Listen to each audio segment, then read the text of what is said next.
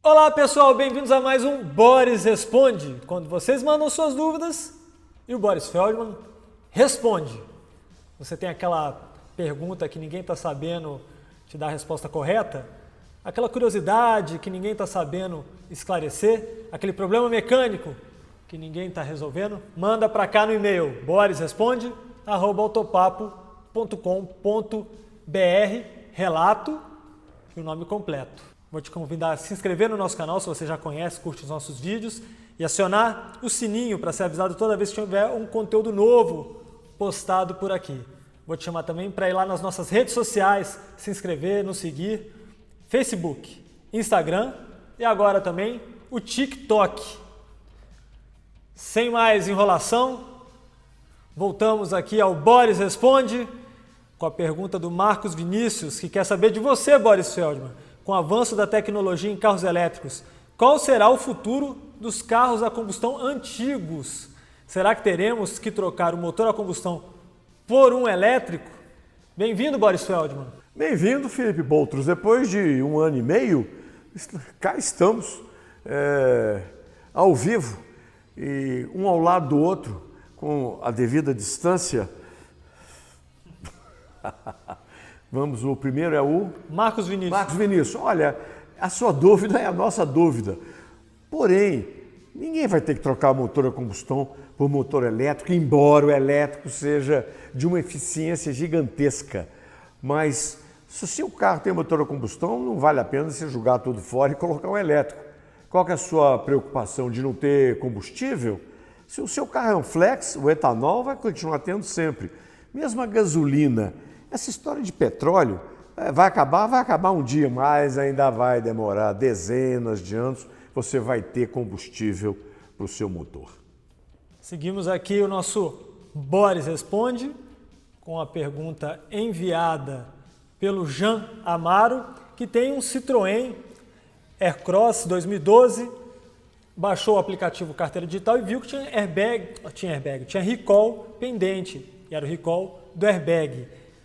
Foi na concessionária, informaram que avisariam quando chegaria os equipamentos, os airbags para fazer a substituição. Mas já passaram 2 meses e nada. Ele ligou para a concessionária e foi informado que não tem prazo para chegar, que ele ia ter que ficar esperando.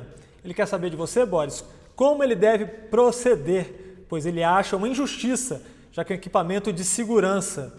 E como é um recall, eles já teriam que ter as peças para reposição. Ele já até pensou em procurar um advogado, Boris. Procura mesmo, Jean, porque é um absurdo. Outras fábricas que tiveram esse mesmo problema do airbag, é o famoso produzido pela japonesa Takata, a maior fábrica de airbags do mundo, e quebrou, porque foram mais de 100 milhões de automóveis no mundo envolvidos nesse recall aí. Outras fábricas sérias, quando elas não tinham o airbag para repor, elas chamavam o carro lá, desligavam o airbag, que é preferível você não ter um airbag do que um que, no caso de um acidente, de um impacto frontal, em vez dele te proteger, ele te fere ou te mata. Muitos morreram, muitos se feriram. Então, chama o advogado, liga para a fábrica, liga para a concessionária, pelo menos pede para desligar esse airbag, porque ele tem que te proteger e não te matar. Você está pensando em comprar um carro usado? Então, vou te dar uma dica muito importante aqui, preciosa para você não ter problema. É a parceira do Autopapo aqui, a Olho no Carro. E o que a Olho no Carro vai fazer para te ajudar? Você vai pegar a placa desse seminovo, desse usado que você está querendo comprar, vai lá no site, na Olho no Carro, vai colocar essa placa lá, apenas a placa, e você vai fazer um levantamento do histórico completo desse carro. Entre as diversas informações você vai ter o indício de sinistro, se passou por leilão, se há alguma suspeita de adulteração da quilometragem. Bem completo, você não vai ter problema. E como a gente está comemorando aqui o retorno presencial do Boris Feldman, você vai ganhar um presente, uma oferta limitada, um desconto de 25% no serviço da Olho no Carro. Vou deixar o link na descrição já com o cupom inserido, é só clicar lá, você vai cair direto com o cupom de desconto. Mas corre porque essa oferta é limitada. Mas, se por acaso você comeu mosca, tem um prêmio de consolação, um baita prêmio, diga-se de passagem. é um desconto de 15%, link também na descrição, vai lá, fuja de encrenca, não compre um carro com problema, vai lá na Olho no Carro. Já vou continuar acelerando aqui o nosso Boris Responde com a pergunta do André Cranche, que elogia o nosso trabalho. Obrigado, André. E ele quer comprar umas rodas diferentes para o carro dele, ele quer trocar as rodas. Foi na concessionária, o jogo original é mais de R$ 4.500. Descobriu que tem uma réplica homologada pela Inmetro que custa praticamente 1/3 do valor. Aí ele pensou em colocar as réplicas, mesmo sabendo que a qualidade da original pode ser superior. Ele quer saber se coloca as réplicas tranquilamente, aprovadas pela Inmetro, ele ressalta, e se a diferença de qualidade é mesmo muito grande em relação à original. Boris? Você quer saber a verdade mesmo, André? Ele está querendo comprar a roda 1/3 mais barato, né? Quer saber? Eu faria um esforço e compraria as originais. Não sou representante, advogado, nem vendedor, não sei nem que fábrica que é e nem que marca que é. Agora, roda é uma coisa muito importante. Roda segura todo o automóvel.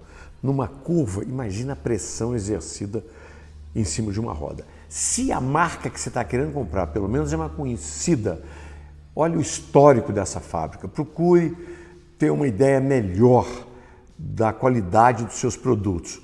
Porque eu vou te falar que uma coisa, você não espalha não, tá? Eu tenho umas certas dúvidas quanto a essas certificações do Inmetro. Eles costumam mesmo homologar, certificar, mas o Inmetro já me deu suficientes provas e manifestações de que nem tudo deles correm às mil maravilhas.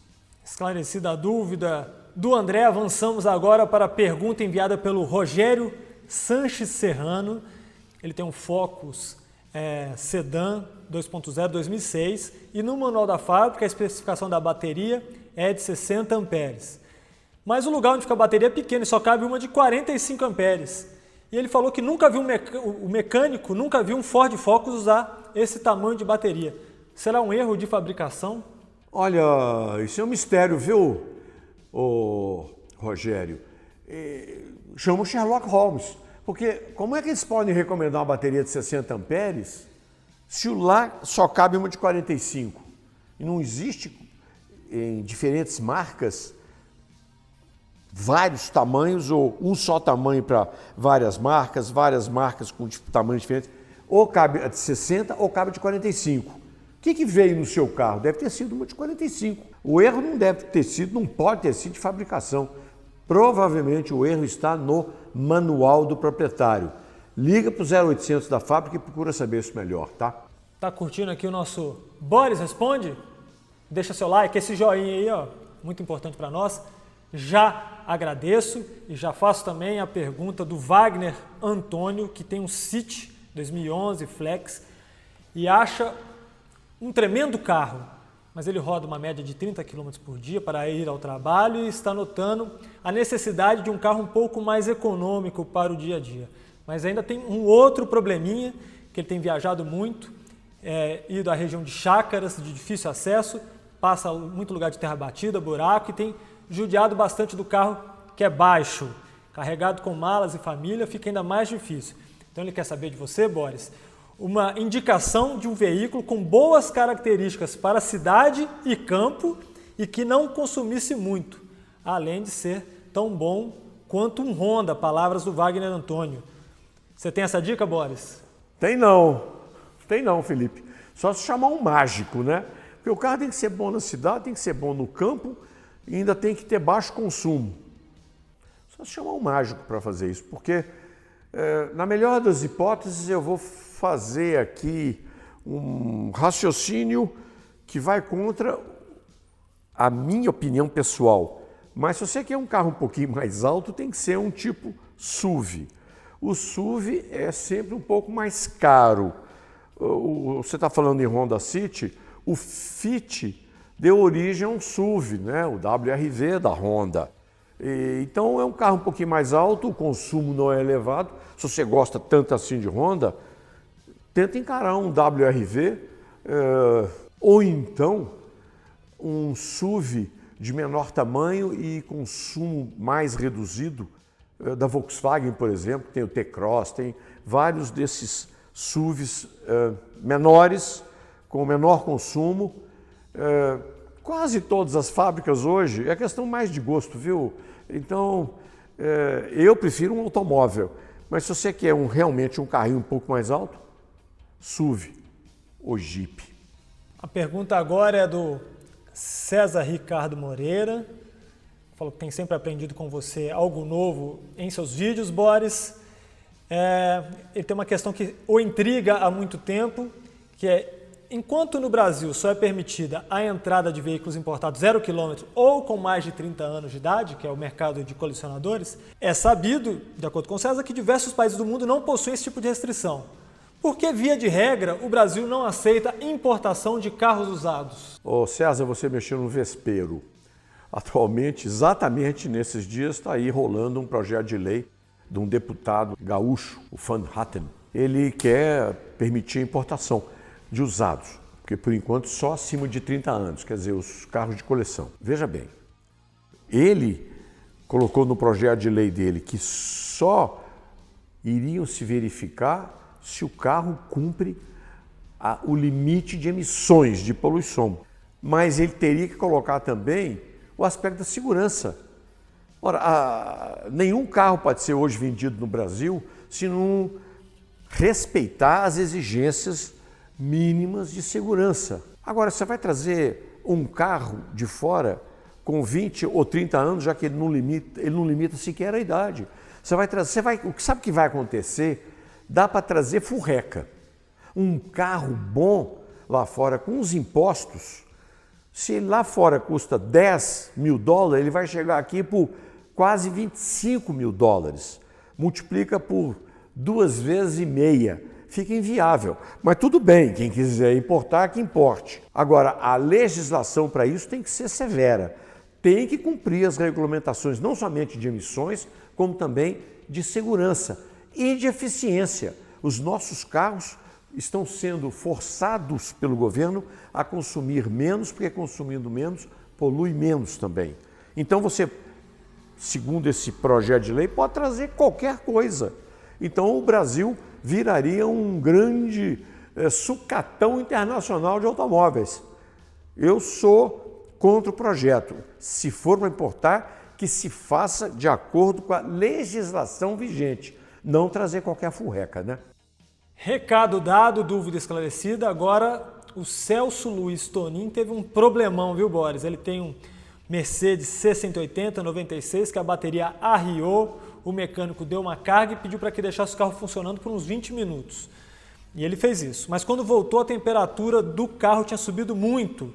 Na mesma hora ele desligou o carro, mas, consequentemente, como consequência, o óleo do motor agora está com cheiro de gasolina. Ele trocou o óleo e, mesmo assim, o cheiro continua. Ele quer saber se isso é normal.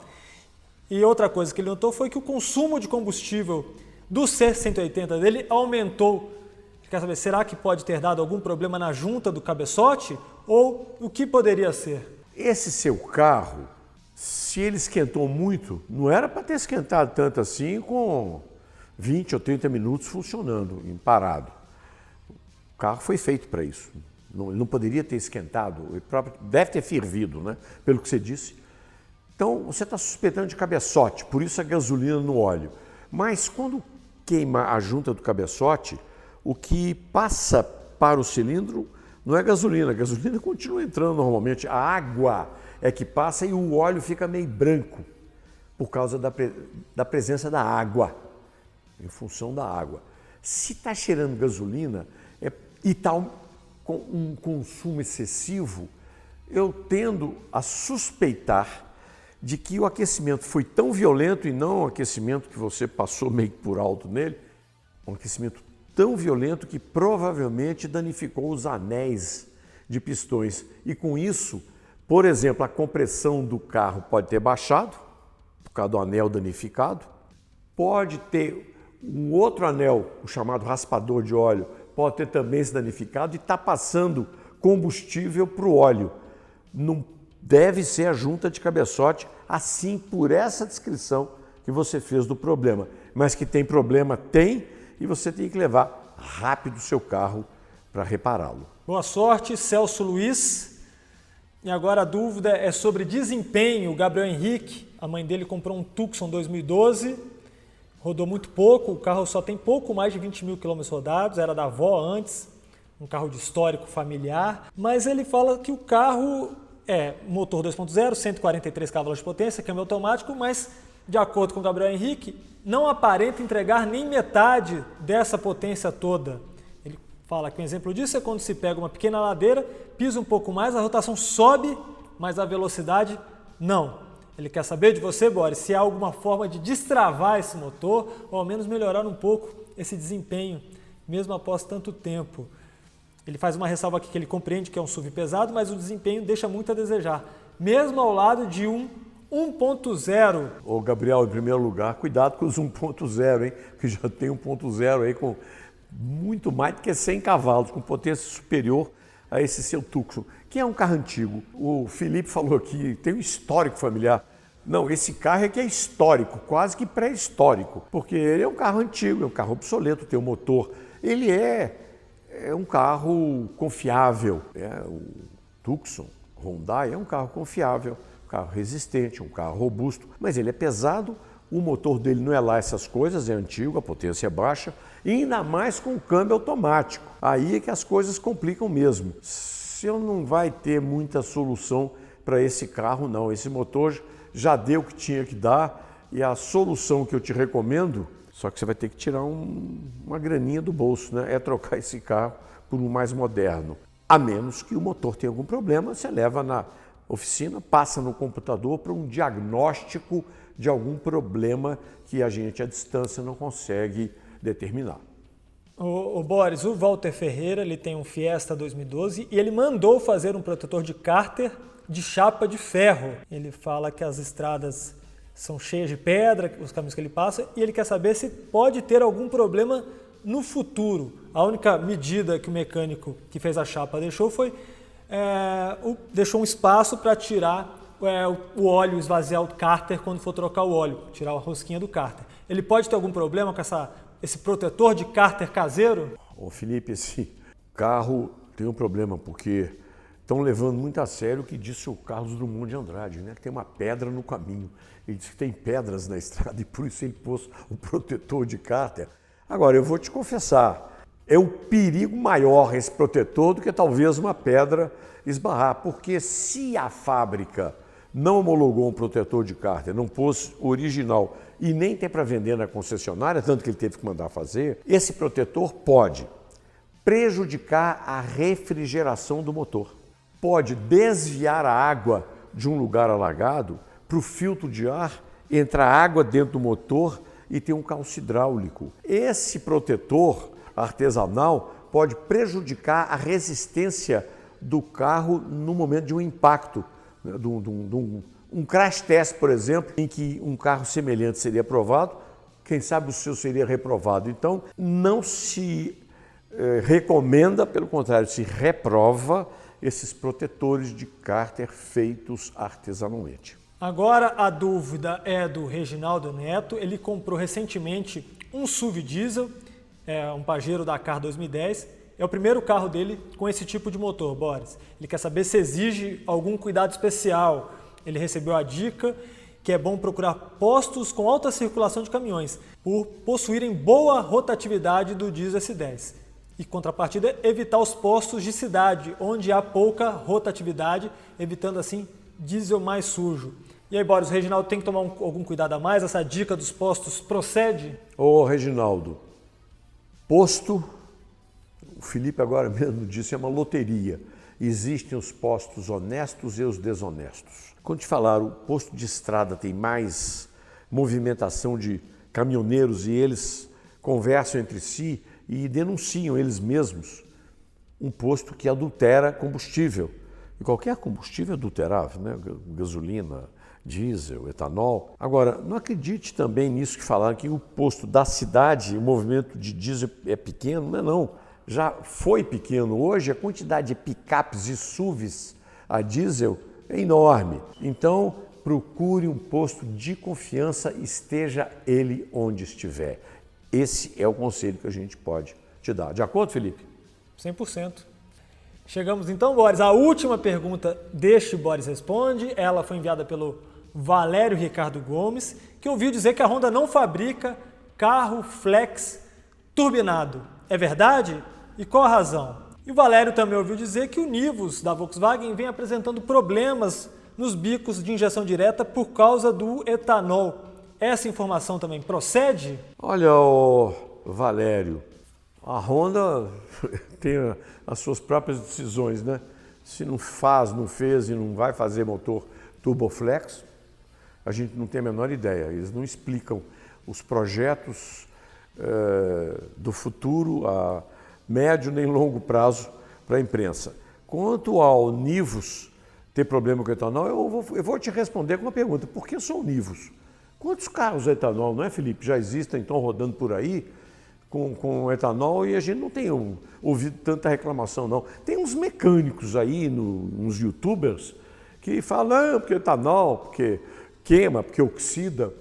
O nosso nível de reclamações é baixíssimo. Para não te dizer que eu não me lembro nos últimos meses de ter vindo nenhuma reclamação desse gênero, não. Tudo bem, a injeção direta, o bico injetor, a válvula injetora, fica mais exposta mesmo à combustão. Mas ela foi projetada para isso.